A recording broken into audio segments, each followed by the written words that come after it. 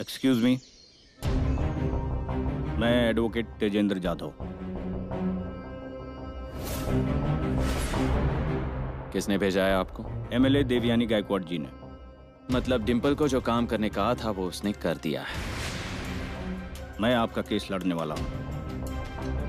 शुक्रिया वकील साहब, मुझे जल्द से जल्द यहाँ से बाहर निकालिए। जरूर, लेकिन उसके लिए आपको जो कुछ भी सच है, जो हुआ है, वैसे का वैसा मुझे बताना होगा।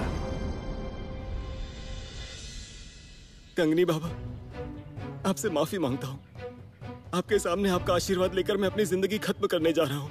बच्चा भैया, अकेले करने से कुछ नहीं होगा। हम सबको अपनी जान की बाजी लगानी पड़ेगी, तब जाकर उस इंस्पेक्टर को होश आएगा। हे भगवान! डिंपल, ये क्या कह रही है तू? जान दे भी दी, फिर भी उस इंस्पेक्टर ने उन दोनों को नहीं छोड़ा तो? छोड़ेंगे मम्मी, आप टेंशन मत लीजिए। तुम सब लोग की है ना अक्ल घास चरने कहीं चली गई है। तुम सब लोग पागल इंसानों की तरह बर्ताव कर रहे हो। तुम सब लोगों को है ना पागलों के अस्पताल में दाखिल करना चाहिए। अज्जी, मैं जो कुछ भी कर रही हूँ ना वो अच्छा कर रही हूँ, और यही सब करके ना हमें उस इंस्पेक्टर जामकर को सबक सिखाना है। हाँ।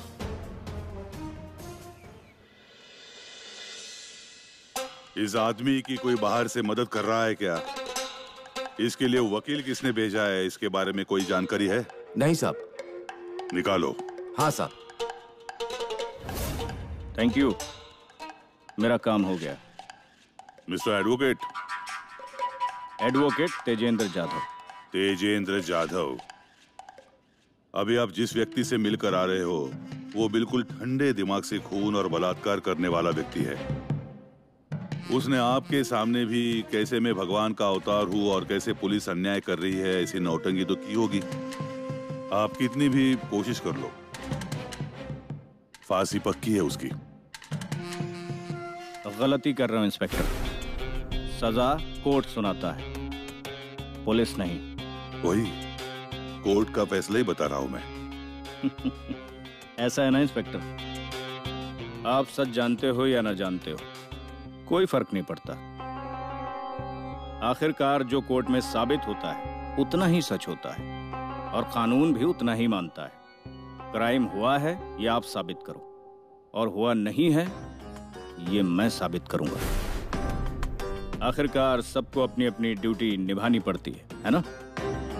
चलता हूं मैं। मिस्टर एडवोकेट, आप अच्छी तरह से जानते हो आपके क्लाइंट ने खून किए हैं, बलात्कार किए हैं, फिर भी भरी अदालत में उसकी तरफदारी करने की ताकत आती कहां से है? या पैसा ही सब करवा रहा है आपसे? Good day. मैना बाई को न्याय नहीं मिलता, ये दुशासन किसी की सुने ना सुने ना, ये दुशासन किसी की सुने ना सुने ना।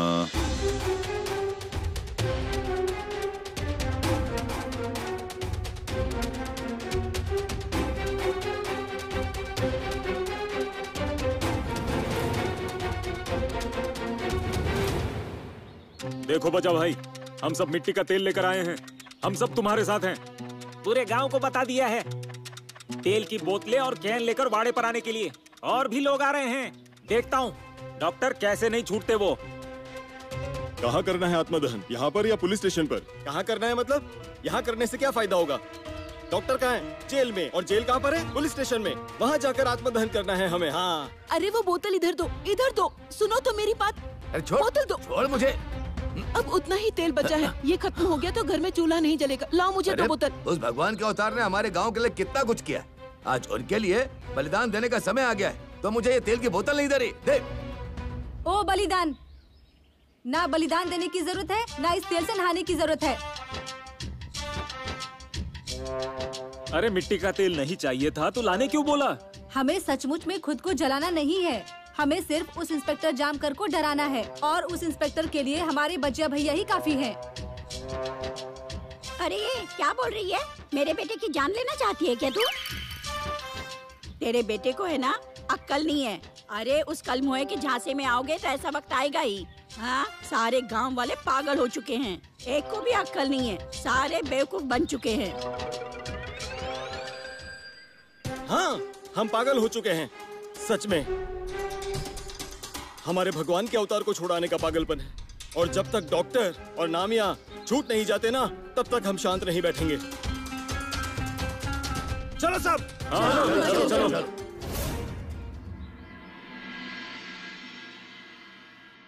मैडम, मैं मिला उससे, उसने मुझे सब बता दिया। उसे जल्दी बाहर निकालिए। सॉरी मैडम, जितना आपको आसान लगता है उतना है नहीं। वो बहुत खतरनाक इंसान है, खूंखार है। ये मामला बहुत पेचीदा है। वकील साहब, मुझे जो चीज चाहिए होती ना वो मिल जाएगी, इतना ही सुनाई देता है। वो पेचीदा है, इसमें समय लगेगा, ये हो भी सकता है या नहीं, कहा नहीं जा सकता, ये सब सुनाई नहीं देता। इसलिए आज के बाद सिर्फ काम हो जाएगा, इतना ही बोलिए आप, और काम शुरू कर दीजिए। चाहे कुछ भी हो जाए, उस डॉक्टर का छूटना हमारे लिए बहुत ही जरूरी है। संपत। हाँ।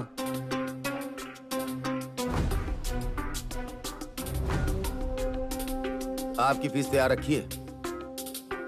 ये उठाइए और काम पर लग जाइए। Thank you madam. केस मुश्किल है लेकिन नामुमकिन नहीं है। समझो कि काम हो गया। ठीक है, जाइए।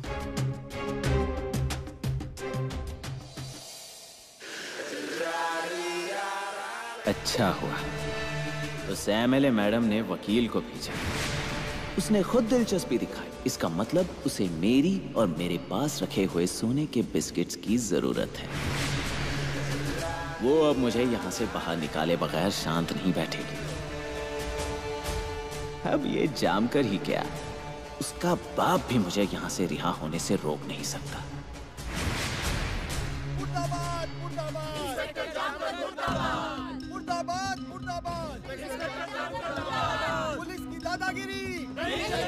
हवलदार साहब, क्या हुआ? ये कैसी आवाज है? तुम्हारे लिए गांव वाले मोर्चा लेकर आए हैं। वाह, सब कुछ मेरे मन के मुताबिक हो रहा है। अब जल्द ही तुम यहाँ से बाहर निकल जाओगे, देवी सिंह। इंस्पेक्टर जामकर मुर्दाबाद! मुर्दाबाद! मुर्दाबाद! इंस्पेक्टर जामकर मुर्दाबाद! पुलिस की दादागिरी नहीं चलेगी, नहीं चलेगी। मुर्दाबाद! मुर्दाबाद! इंस्पेक्टर जामकर मुर्दाबाद!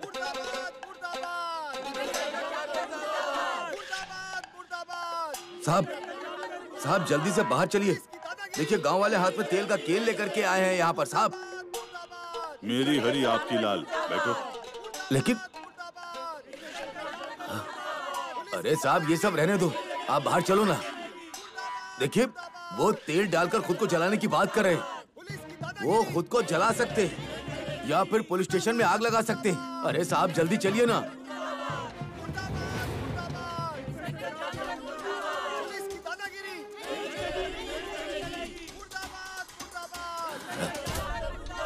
मुर्दाबाद! मुर्दाबाद! इंस्पेक्टर जामकर मुर्दाबाद! पुलिस की दादागिरी। साहब कहाँ है? नहीं। क्या? वो सांप सीढ़ी खेल रहे हैं। क्या? पुलिस की दादागिरी नहीं चलेगी, नहीं चलेगी। ओ साहब, क्या हुआ? आपके जामकर साहब कहाँ हैं? उन्हें बाहर बुलाइए, वरना सुन लीजिए, पूरा गांव खुद पर मिट्टी का तेल डालकर आग लगा देगा, बता रहा हूँ आपको। हाँ, और अगर हमें कुछ भी हुआ तो उसके जिम्मेदार आप होंगे। देखिए साहब अभी जरूरी काम में व्यस्त है। ऐसा कौन सा जरूरी काम है? यहाँ हम खुद को जलाने वाले हैं और उन्हें अपने काम की पड़ी है क्या? अरे वो डर गए हैं, इसीलिए तो हमारे सामने नहीं आ रहे हैं। हमारी जान की कोई कीमत नहीं है, इसलिए वो इंस्पेक्टर ऐसा कर रहा है। ओ जामकर साहब, बाहर आ जाइए। आप अगर बाहर नहीं आए ना तो बजरंग बली की सौगंध ये मिट्टी का तेल डालकर खुद को जला दूंगा एक ही गुस्से में। ये इंस्पेक्टर इंसान है या हैवान है? डिम्पल, उसे लग रहा है कि हम खाली धमकियां दे रहे हैं। ये बजिया क्या चीज है वो ये जानता नहीं। मेरे भगवान के अवतार के लिए, मेरे दोस्त के लिए मैं कुछ भी कर सकता हूँ।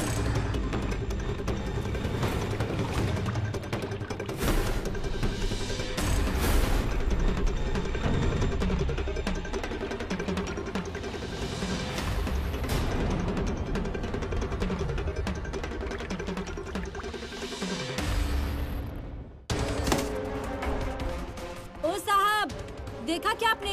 बजिया भैया ने अपने ऊपर मिट्टी का तेल डाल लिया है। अगर उनको कुछ हो गया ना तो सारी जिम्मेदारी आपकी होगी। आ रहे हैं क्या?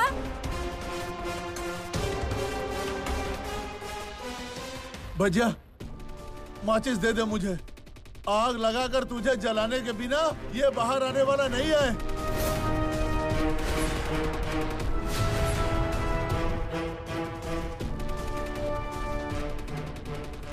ये सब क्या तमाशा है? चलो घर जाओ। साहब, घर जाने के लिए नहीं आए हम।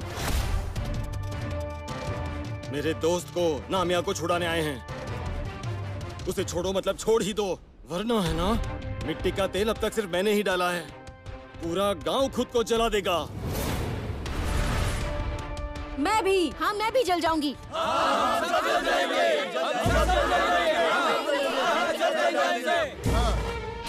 मैं गोली मार दूंगा।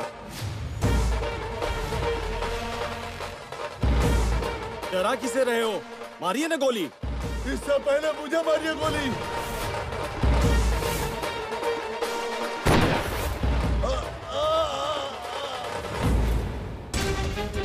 गोली, ये गोली का आवाज। बजिया,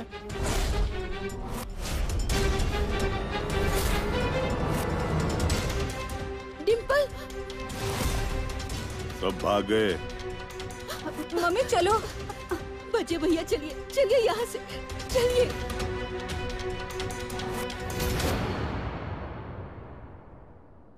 ओ जामकर साहब, मुझे भी गोली मारी है। मेरे दोस्त को मारा है, मुझे भी गोली मारी है। आपके दिल को तसल्ली मिल जाएगी, मुझे भी गोली मार दो। नाम्या शांत हो जाओ, शांत हो जाओ नाम्या, कुछ नहीं हुआ है। और तुम्हें क्या पता कि बजा पर गोली चली है? और किस पर चलाएंगे ये? वही रहता ना सबसे आगे। पागल है साला। उसी को हमारी चिंता रहती है डॉक्टर, उसी को। मुझे पता है ना, मेरे लिए तो वो जान भी दे सकता है। मार दिया, मेरा दोस्त को मार दिया।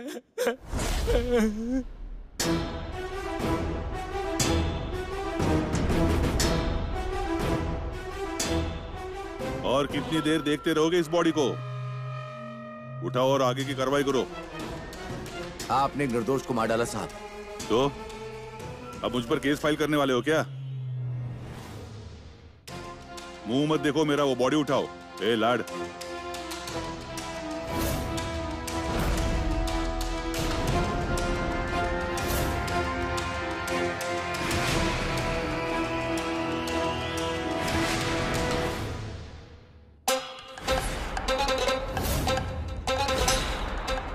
ये अपना ही आदमी है, डिपार्टमेंट का है। ऐसे प्लान किए बगैर गांव के लोग कभी सीधे नहीं होंगे। अब गांव ही क्या, कोई भी आ जाए डॉक्टर अब छूटेगा नहीं।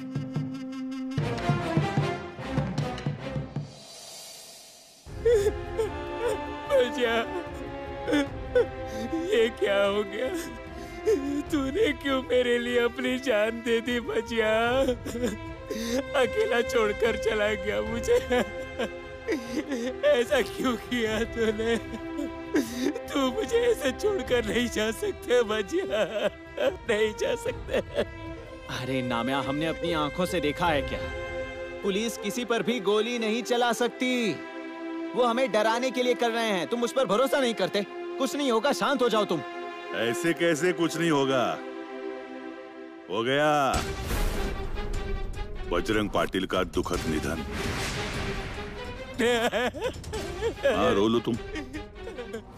अब बात ही ऐसी हुई है तो क्या करेंगे? और वैसे भी उसके लिए तुम ही जिम्मेदार हो, इसलिए पछतावा कर लो।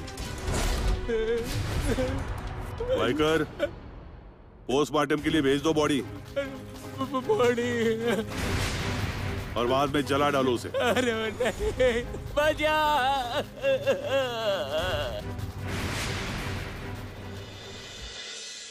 अरे आपने तो सच में मिट्टी का तेल डाल लिया। आपको बताया था ना मैंने कि घर में तेल नहीं है अब, और तेल महंगा भी हो गया है। अरे तुम्हें कुछ समझ में आ रहा है क्या? मेरी बेटी की कोई फिक्र है कि नहीं तुम्हें? अगर उसे कुछ हो जाता तो? अरे डिम्पल, तुम क्या चाहती थी कि तुम्हारे लिए मेरा बेटा बलि चढ़े? हे भगवान, कैसा इंसान है वो, सीधे गोली मार दी उसने। हाँ मंगल भाभी, इस इंस्पेक्टर जामकर के साथ कैसा बर्ताव करना है यही समझ नहीं आ रहा। किसी भी चीज से डरता नहीं है वो।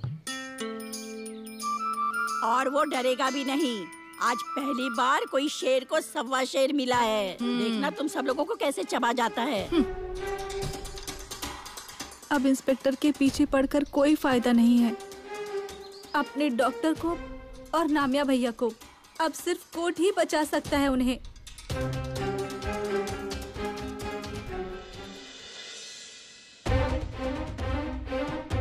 खाना खा ले। मुझे नहीं चाहिए, मुझे मेरा दोस्त चाहिए। चुपचाप खा ले, वरना तेरे दोस्त की तरह तुझे भी गोली खानी पड़ेगी। मारी, गोली मारी, मुझे मरना है। मारिए गोली। क्या शोर चल रहा है? साहब, ये खाना नहीं खा रहा है, कहता है मुझे भी गोली मारिए। इसका दोस्त मर गया ना हमारे हाथ से, इसलिए इसको दुख हुआ है। उसे प्लेट दो, खाना खाओ। आपने मेरे दोस्त को मारा है। नहीं मारा है। क्या? बजा को नहीं मारा, गोली दूसरे को लगी, वो मर गया। लेकिन अब तुमने खाना नहीं खाया तो मैं अभी जाकर उसको मारूंगा। नहीं, नहीं।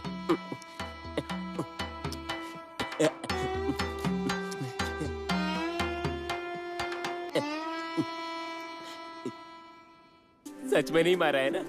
हाँ।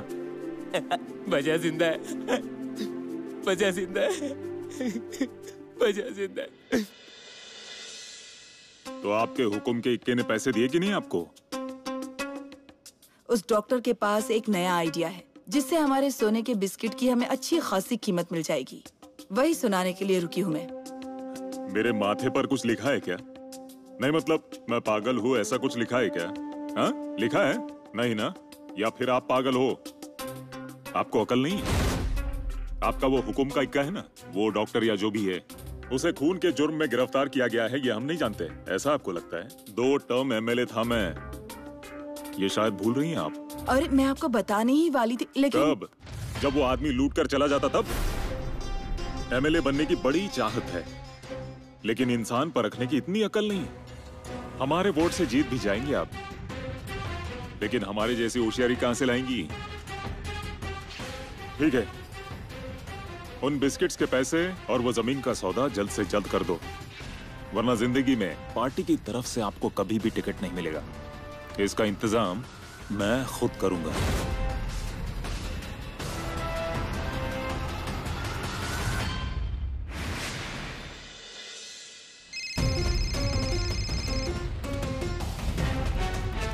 बोलिए मैडम। वकील साहब, वो डॉक्टर आज छूट जाना चाहिए। उस पर कौन से इल्जाम है, कितने संगीन इल्जाम है, या फिर उसके खिलाफ कौन से सबूत है, ये हमें कुछ भी नहीं सुनना है, समझ गए? मैडम, मैंने अपनी तरफ से पूरी तैयारी की है, लेकिन पुलिस के पास कितने पुख्ता सबूत हैं ये अभी जान नहीं पाया हूँ। वो जानकर भी बहुत जोर लगा रहा है।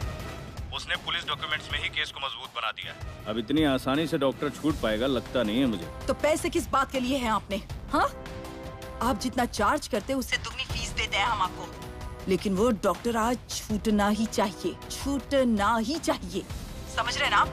क्योंकि ये मेरी इज्जत का सवाल है, इसलिए मैं कोई बहाना नहीं सुनना चाहती, समझ गए? ठीक है मैडम।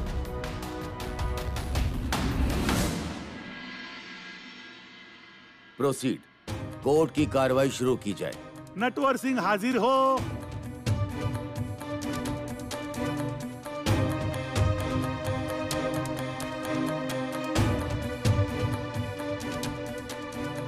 अपना आर्गुमेंट शुरू कीजिए।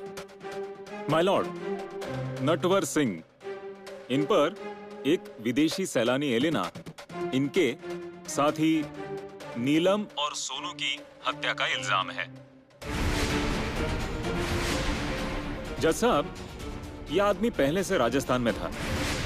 वहां इसने एक विदेशी सैलानी एलेना का खून किया और ये महाराष्ट्र में भाग आया। यहां आने के बाद इसने नीलम नाम की एक महिला से पैसे ऐंठे और उसका खून कर दिया।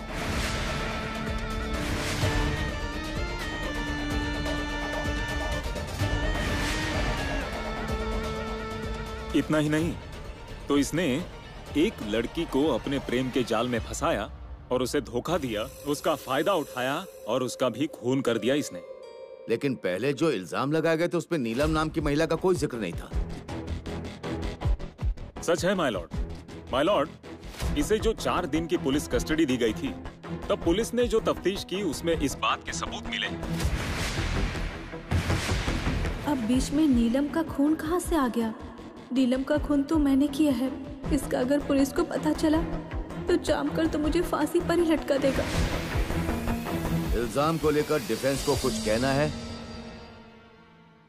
हाँ जज साहब।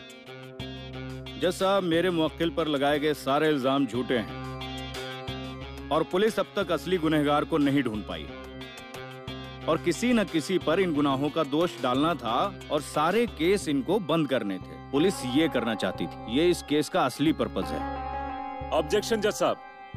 Objection sustain. मुद्दे की बात करिए। हाँ जज साहब, कातलवाड़ी में मेरे मुवक्किल को भगवान का अवतार कहते हैं। वो बहुत से लोगों की मदद करते हैं, गांव में सबकी मदद करते हैं। किसी को कुछ चाहिए तो इनके पास आता है और इसलिए इनका जनसंपर्क ज्यादा है और उनकी लोकप्रियता बहुत है। और इन्हीं कारणों की वजह से मिसेज नीलम और सोनू ये मेरे मुवक्किल के संपर्क में आ गए। लेकिन इस भगवान के अवतार की अच्छाई का गलत फायदा उठाकर आज उन पर झूठे और गलत इल्जाम लगाए जा रहे हैं। मेरे मुवक्किल इन दोनों औरतों को सिर्फ पहचानते थे, मदद करने के अलावा उनका कोई संबंध नहीं था। यही सच है जज साहब। ऑब्जेक्शन जज साहब। जज साहब, मेरे मुवक्किल ऐसा मानते हैं कि जो वो कर रहे हैं वही सच है और उन्हें कौन से आधार पर लगता है कि हमारे पास सबूत नहीं है? अगर सबूत है तो पेश कीजिए। सबूत पेश करिए। Yes my Lord.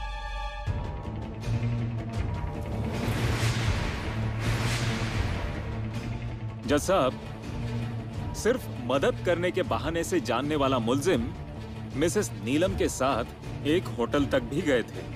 उसी होटल के एरिया से हमें एक फुटेज मिली है।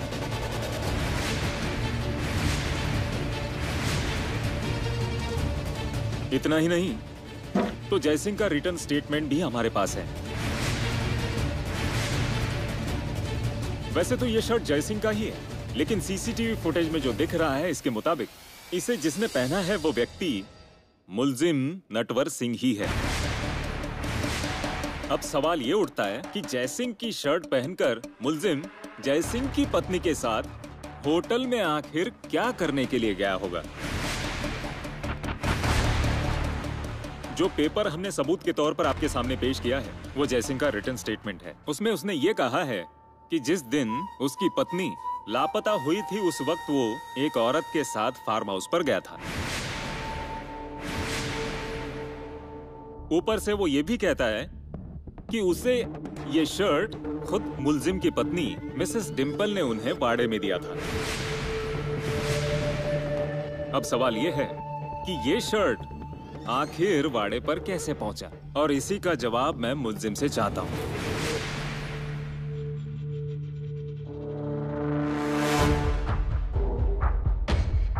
भज्जिया, आखिर ये क्या मामला है? मुझे भी समझ नहीं आ रहा ये कहना क्या चाहता है। सुनकर तो मेरा दिमाग ही घूम गया है। Order, order, silence. मुल्जिम को इस पर कोई सफाई देना। हाँ जज साहब, मुझसे किसी का दुख देखा नहीं जाता। सामने वाला इंसान अगर तकलीफ में हो तो उसकी मदद करने के लिए मैं अपनी तरफ से पूरी कोशिश करता हूँ, उसकी मदद करता हूँ। इसलिए गांव में सब लोग मुझे भगवान का अवतार मानते हैं। वो हम जान चुके हैं। आपको कोर्ट से एक ही बात बार बार बताने की जरूरत नहीं है। आप सिर्फ मुद्दे की बात करिए, ठीक है? उस शर्ट के बारे में बताइए। माफ कीजिए जज साहब, मैं उसी के बारे में बता रहा था। गांव में किसी को मदद की जरूरत हो तो मैं उसकी मदद किए बगैर चुप नहीं रहता। बिल्कुल उसी तरह मदद करने के लिए मैं उस तरफ गया था और बिल्कुल उसी समय सीसीटीवी में रिकॉर्ड हो गया। बाकी जैसे ये कह रहे हैं वैसे नीलम मैडम वहां से लापता हो गईं, या फिर उनके साथ कोई दुर्घटना घटी, या फिर कोई एक्सीडेंट हो गया, इससे मेरा कोई ताल्लुक नहीं है। अब पुलिस के पास कोई भी सबूत नहीं है, इसीलिए वो जानबूझकर ये मुझसे जोड़ने की कोशिश कर रहे हैं। जज साहब, मेरा इस मामले से कोई लेना देना नहीं है। डॉक्टर एकदम ठीक बोल रहे हैं। ये सब पुलिस की रची हुई कहानी है इन्हें फंसाने के लिए। मुलजिम के वकील इस पर कुछ कहना चाहते हैं? हाँ जज साहब, पहली नजर में ये फुटेज सनसनीखेज लग सकता है, क्योंकि जिस होटल से मिसेज नीलम लापता हुई उसी होटल के बाहर मेरे मुवक्किल खड़े हुए दिखाई दिए। पुलिस का उन पर शक करना लाजमी है, लेकिन अगर ऐसा सोचा जाए तो होटल के बाहर खड़े हर एक इंसान को होटल के अंदर हुए एक्सीडेंट से या फिर वारदात से जोड़ा जाएगा। तो होटल के बाहर रास्ते से जाने वाले हर एक इंसान को गिरफ्तार करना पड़ेगा जज साहब। रही बात उस सोनू नाम की लड़की के खून की, तो सिर्फ एक चिट्ठी के आधार पर मेरे मुवक्किल को गिरफ्तार कर लिया गया है जज साहब। मुझे सरकारी वकील से और पुलिस से सिर्फ एक सवाल करना है कि वो चिट्ठी हैंड राइटिंग एक्सपर्ट के पास छानबीन के लिए भेजी गई थी क्या? वो लिखावट सच में सोनू की है, ये चेक किया था क्या? क्योंकि ऐसी चिट्ठी तो कोई भी लिख सकता है जज साहब। इस पर आपको कुछ कहना है? हाँ जज साहब, वो चिट्ठी खुद सोनू की आई मधु ने अपने हाथों से पुलिस को दी थी, और बेटी की लिखावट पहचानने के लिए उसकी आई के होते हुए बाहर के एक्सपर्ट की क्या जरूरत है जज साहब? जरूरत है जज साहब, क्योंकि किसी नकली चिट्ठी के जोर पर आप किसी पर संगीन इल्जाम नहीं लगा सकते। जज साहब, वो चिट्ठी नकली नहीं है। देखिए, हैंड राइटिंग एक्सपर्ट से उस चिट्ठी को फॉरेंसिक टेस्ट करने के लिए आपके पास काफी समय था, और आपने वो टेस्ट कराने चाहिए थे, ठीक है? सोनू की आई की दिमागी हालत के बारे में गांव वालों ने पिछली तारीख को ही इस कोर्ट के सामने गवाही दी थी, जो आपकी फाइल में। जज साहब, वो माँ है, लेकिन उसकी दिमागी हालत को देखते हुए उसके कहने पर किसी सज्जन इंसान पर इतना संगीन इल्जाम लगाना कितना गलत है, ये सोचना चाहिए। कोर्ट उस चिट्ठी को हैंड राइटिंग एक्सपर्ट के पास भेजने का आदेश देती है। Thank you my Lord. हाँ जज साहब। अगली सुनवाई लंच ब्रेक के बाद होगी। Court is adjourned. अंदर आ सकता हूँ? इंस्पेक्टर साहब आइए ना, बैठिए। अच्छा, आप कुछ खाएंगे? नहीं नहीं, आप खाइए। इंस्पेक्टर साहब, अरे उस चिट्ठी को हैंडराइटिंग एक्सपर्ट के पास पहले ही भेज देना चाहिए था। ऐसी बहुत सी चीजें बहुत पहले ही कर देनी चाहिए थी। अब क्या करना है? ये एडवोकेट जाधव अब तक इस केस में तो बिल्कुल नहीं था, इसलिए शायद ध्यान में नहीं आया होगा, लेकिन आगे से आपको ऐसी गलतियां टालनी होगी। साहब, बहुत फीस लेता है वो, जमानत दिलाकर ही रहेगा। मतलब इसके पीछे जरूर कोई बड़ी हस्ती होगी। संभावना नकारी नहीं जा सकती। समझो आप बीमार हो कहकर हमने अगली तारीख मांग ली तो? देखिए, जब तक एडवोकेट जाधव नहीं थे तब तक ये पॉसिबल था, लेकिन अब पॉसिबल नहीं है। वो भले ही बाइज्जत बरी नहीं होगा, लेकिन उसे जमानत मिलेगी, ये पक्की बात है। तो ऐसा कुछ कर सकते हैं क्या जिससे 2 दिन के लिए उसकी कस्टडी मिल जाए? मुश्किल है। 1 दिन की? देखिए इंस्पेक्टर साहब, मैं पहले ही आपसे कह चुका हूँ, ये पॉसिबल नहीं है। खाइए आप। हा? पेट भर के खाओ। अभी आपके यहाँ आ रहा था तब एक बात दिमाग में आई थी, वो बताऊं आपको? मैना बाई को न्याय नहीं मिलता, ये दुशासन किसी की सुने ना सुने ना। क्या कहना चाहते हैं आप? पेट भर के खाओ। ये देखिए,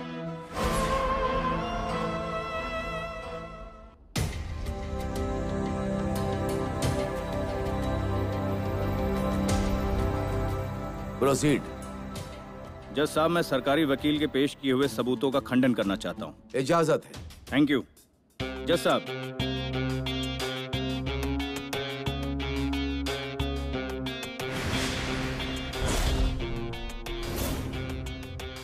ये शर्ट क्यों लेकर आए? बताता हूँ जज साहब। सीसीटीवी फुटेज और मेरे मुवक्किल की पत्नी ने जय सिंह को जो शर्ट दी थी, उससे मेरे मुवक्किल पर मिसेज नीलम की हत्या का आरोप लगाया जा रहा है। जज साहब, आप देख सकते हो, आपके सामने रखे हुए ये दोनों शर्ट एक जैसे हैं, बिल्कुल एक जैसे, एक ही डिजाइन के हैं। मतलब एक ही डिजाइन के अनेकों शर्ट हो सकते हैं। तो मैं ये पूछना चाहता हूँ कि मेरे मुवक्किल का पहना हुआ शर्ट जय सिंह का है, ये कैसे कह सकते हैं? एक ही रंग का शर्ट दो अलग व्यक्तियों के पास हो सकता है ना? ये बात आपने बिल्कुल सही कही वकील साहब। जज साहब, आपको बता दूं, बचपन में है ना, नामे और मेरा शर्ट एकदम सेम टू सेम था। मेरी आई भी धोखा खा जाती थी। अरे कौन है ये? और आप बीच में बार बार क्यों बोल रहे हो? देखिए, आप कोर्ट का अपमान कर रहे हैं, आपको इसकी सजा मिल सकती है। बैठ जाइए। हाँ जादव, तुम बोलो। थैंक यू जज साहब। सीसीटीवी के सबूत की सफाई मैं पहले ही दे चुका हूँ, इसलिए उस होटल के बाहर वैसा ही शर्ट पहनकर खड़े रहने पर मेरे ही मुवक्किल ने खून किया है, ये साबित नहीं होता। अब रहा सवाल विदेशी सैलानी एलिना की हत्या का, तो उनकी हत्या को मेरे मुवक्किल से सीधे सीधे जोड़ने वाला एक भी सबूत पुलिस ने पेश नहीं किया। आपने फाइल पढ़ी होगी तो आपको ध्यान होगा कि राजस्थान के स्थानीय लोगों ने उस विदेशी महिला को मेरे मुवक्किल के साथ देखा था। इतना ही सबूत पुलिस ने पेश किया है। मेरे मुवक्किल राजस्थान में गाइड का काम करते थे। जाहिर है उनका ताल्लुक सैलानियों से रहा होगा, लेकिन उस महिला का खून मेरे मुवक्किल ने ही किया है, इसका एक भी सबूत आज तक पुलिस ने पेश नहीं किया है।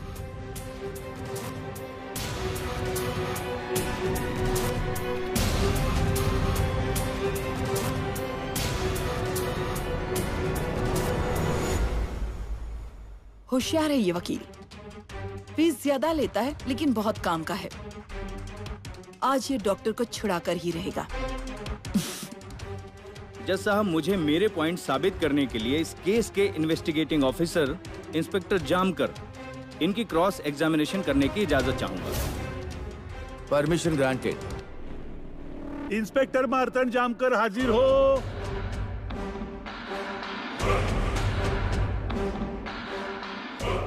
कहाँ है जामकर? जामकर को बुलाओ। बुलाता हूँ साहब।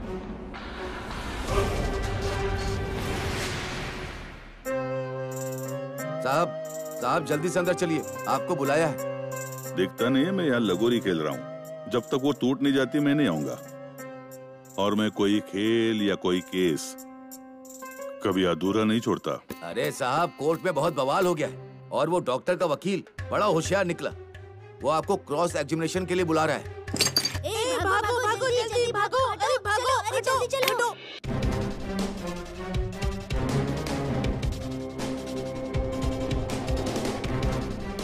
अब तक आप कहाँ पर थे? माफ कीजिएगा जज साहब, थोड़ा काम में उलझ गया था। आरोपी के वकील आपसे कुछ सवाल पूछना चाहते हैं, ठीक है? आइए। Thank you my Lord.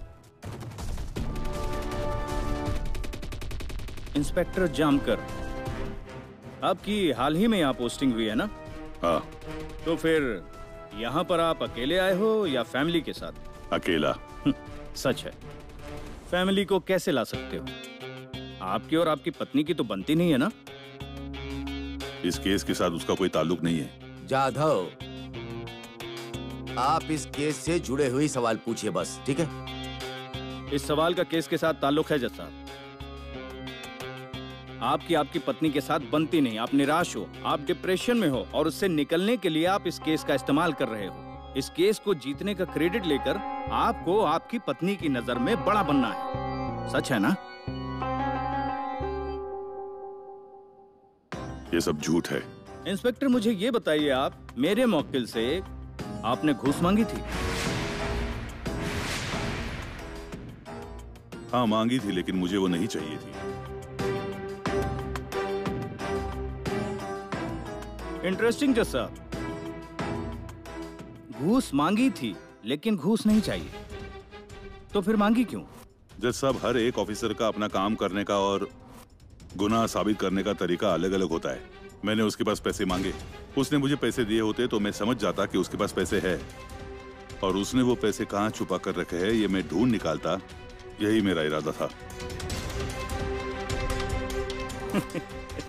अच्छी तरकीब है ना जज साहब, मतलब घूस भी मिल जाती और गुनहगार भी पकड़ा जाता। वो सब पैसे सरकारी तिजोरी में जमा हो जाते, खामखा गलत इल्जाम मत लगाइए। आपके कहने पर मान लेता हूँ। इंस्पेक्टर मुझे ये बताइए, सीसीटीवी फुटेज में मेरे मुवक्किल दिखाई दिए, इसलिए अपराध उन्होंने ही किया है, ये कैसे? जय सिंह जैसा ही शर्ट मेरे मुवक्किल के पास बरामद हुआ, इसलिए खून उन्होंने ही किया, ऐसा अर्थ निकलता है। मेरे मुवक्किल ने ही खून किया है, इसका कोई सीधा और ठोस सबूत है आपके पास? कुछ नहीं है। जज साहब, मुझे एक बात आपके सामने कबूल करनी है, उसके लिए मुझे आपकी इजाजत चाहिए। जामकर, कोई बात सीधे तौर पर कबूल करनी है तो उसके लिए इजाजत की क्या जरूरत है? बोलिए जो आपको कहना है। जज साहब, मैंने आपके सामने जिस आदमी को खड़ा किया है वो अपराधी नहीं है। मैंने गलत आदमी को आपके सामने खड़ा किया है। इसके लिए मैं आपके सामने आपसे, गांव वालों से, सभी कर्मचारियों से और भगवान के अवतार से माफी मांगता हूं।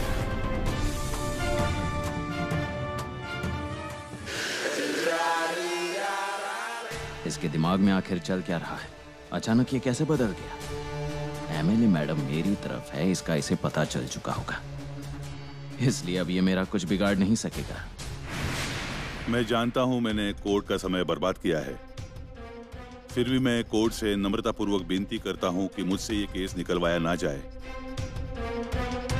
मैं असली अपराधी को ढूंढकर आपके सामने पेश करूंगा। जामकर, ये सब बातें आपको मजाक लग रही है क्या? आपके रिकॉर्ड को देखते हुए मैं आपको सिर्फ वार्निंग ही दे रहा हूं, दोबारा ऐसी गलती नहीं होनी चाहिए, ठीक है? कोर्ट के सामने पेश किए गए सभी सबूत, रखे हुए तर्क और गवाहों को सुनकर मुलजिम नटवर सिंह को कोर्ट निर्दोष मानता है।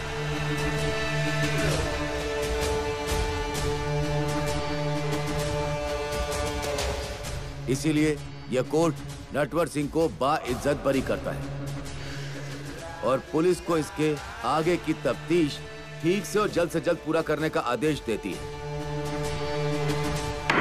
Court is adjourned. आखिरकार छूट गया। अब जल्द से जल्द इस डॉक्टर के साथ सौदा पूरा करना होगा। सरपंच, आपको कहा था ना मैंने, हमारे डॉक्टर छूटेंगे मतलब छूटेंगे ही। हाँ। चलो चलो उधर चलते। आज इस जगह पे सत्य की विजय हुई है। नहीं नहीं, मेरा मन मुझसे कह रहा था आप निर्दोष छूटेंगे मतलब छूटेंगे ही। और देखिए ना, भगवान है और ये फिर से एक बार साबित हो गया। नहीं, सरपंच ने जो कहा वो बिल्कुल सच है। आखिरकार सच की जीत हुई मतलब हुई है। सच की नहीं, डॉक्टर की जीत हुई है। वो तो होने ही वाला था।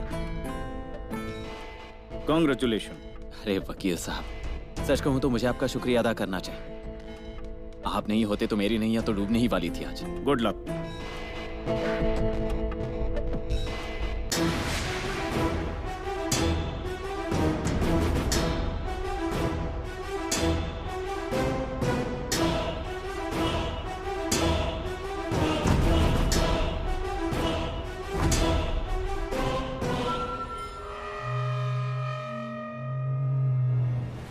मैं आपसे माफी मांगता हूं।